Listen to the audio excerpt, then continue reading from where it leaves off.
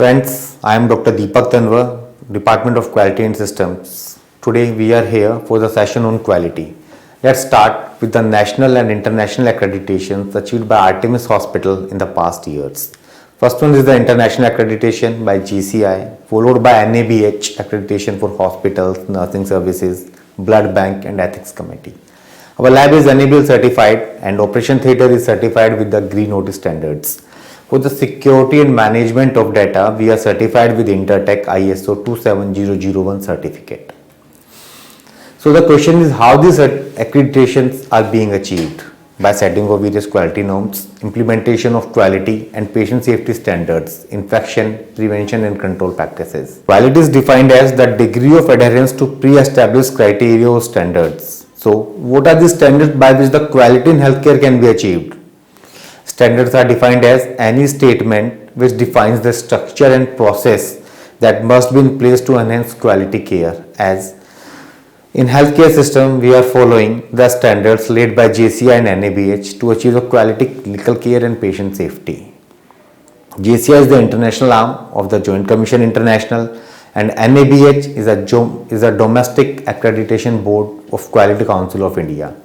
In both JCI and NABH, chapters are broadly divided into two categories, patient-centered and the organization-centered standards.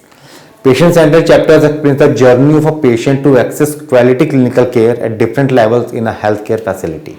This is how the chapters in JCI and NABH are related to each other. In JCI, there are 16 chapters and in NABH, total chapters are 10. Apart from these chapters, JCI also explains about the 6 IPSG goals. IPSG stands for International Patient Safety Goals. So IPSG 1, identify patient correctly. Very important, identify patient correctly. In our system, we are using two patient identifiers, patient first name and surname, followed by the GNID, that is patient's unique hospital identification. For all IPD patients, a barcode bearing patient's full name with GNID number is attached to a white color wristband and also on the patient file for identification purpose.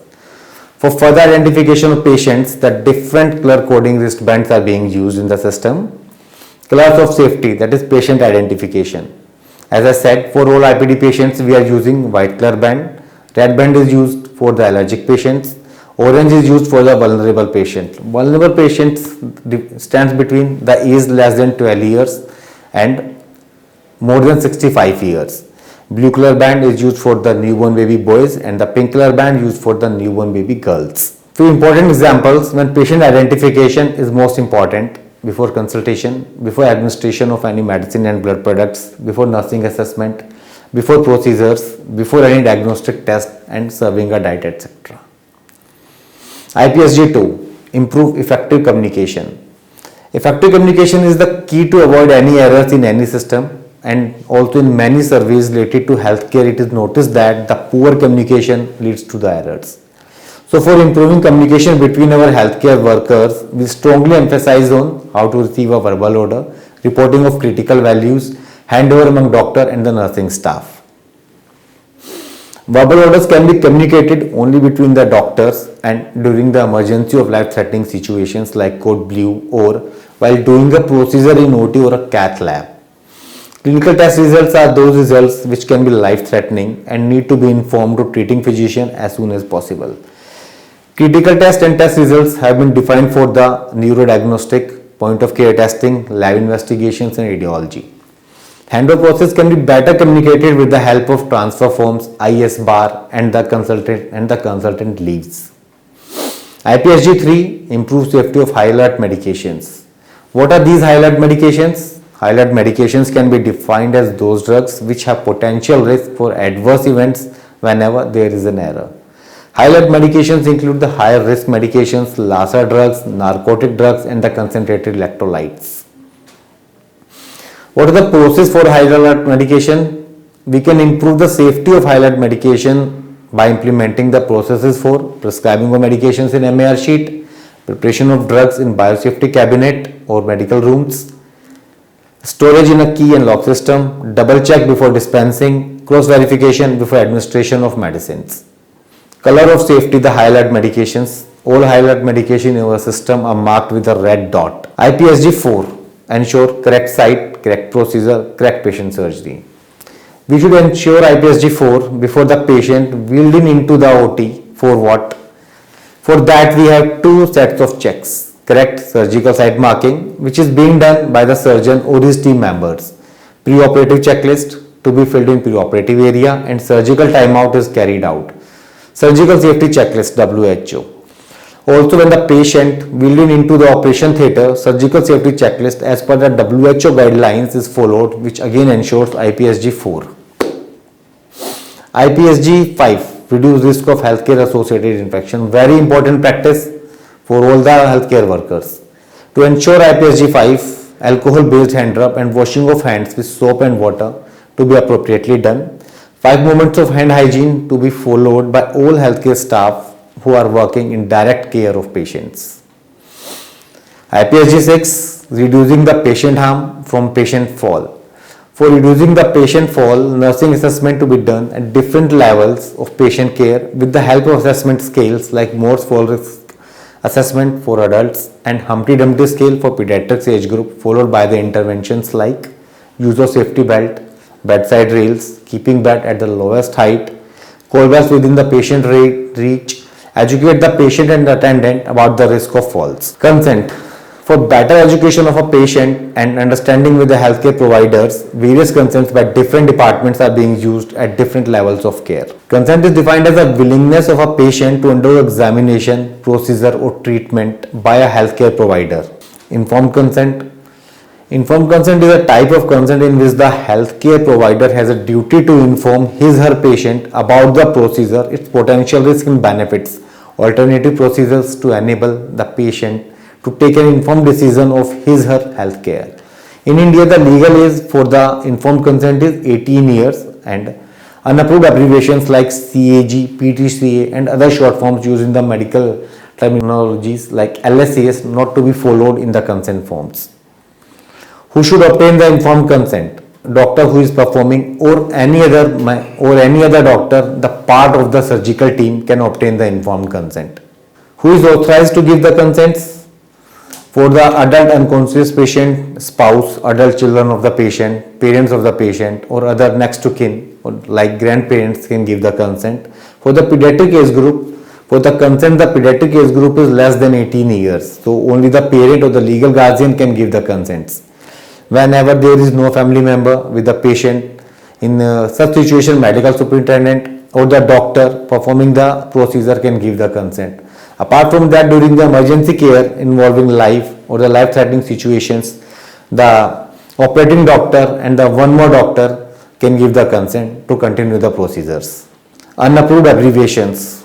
Hospital bearing a medication list of unapproved abbreviations which must be followed by all clinicians while writing a medication order in MAR sheet. As an example, MgSO4, which may be confused as MSO4, morphine sulfate.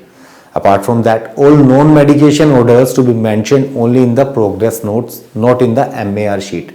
MAR sheet is only for medication orders and all known medication orders to be entered on the progress sheets. Needle stick injury, very common and happen mostly in the healthcare facility. The most important is do not squeeze, do not prick and do not scrub your finger. Don't apply any antiseptic.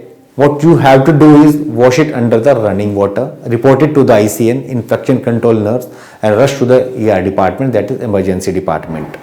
Patient and family rights. This is our duty that every patient and attendant visiting the hospital must know their rights like to give consent for the treatment, value and beliefs of a patient to be protected, to know the estimated cost of treatment, can seek for second opinion regarding the diagnosis and treatment, access to their medical records and many more. Patient and family responsibilities. As patient have some rights, so they also have few responsibilities towards the hospital.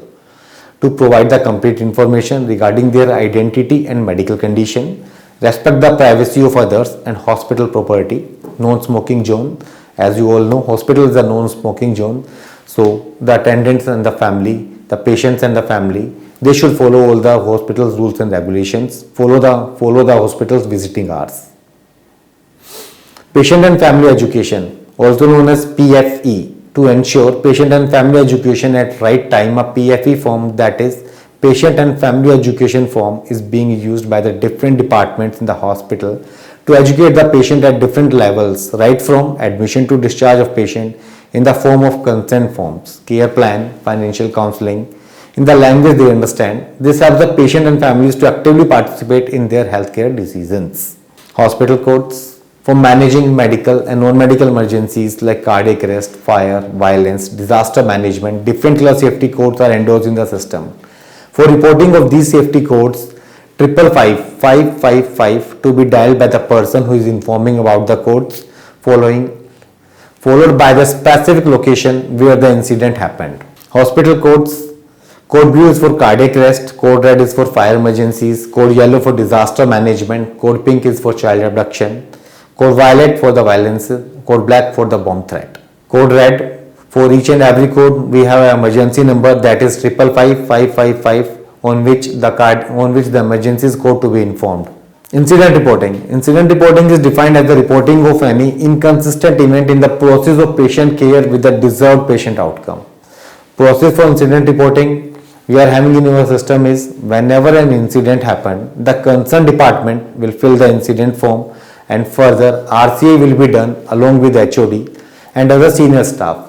RCA report will be verified by the MS and further received by the quality department for analysis and implementation of the corrective actions. In emergency situations like code red and code black, a designated assembly point is marked, that is atrium ground floor and the flag hosting area, where the staff can assemble.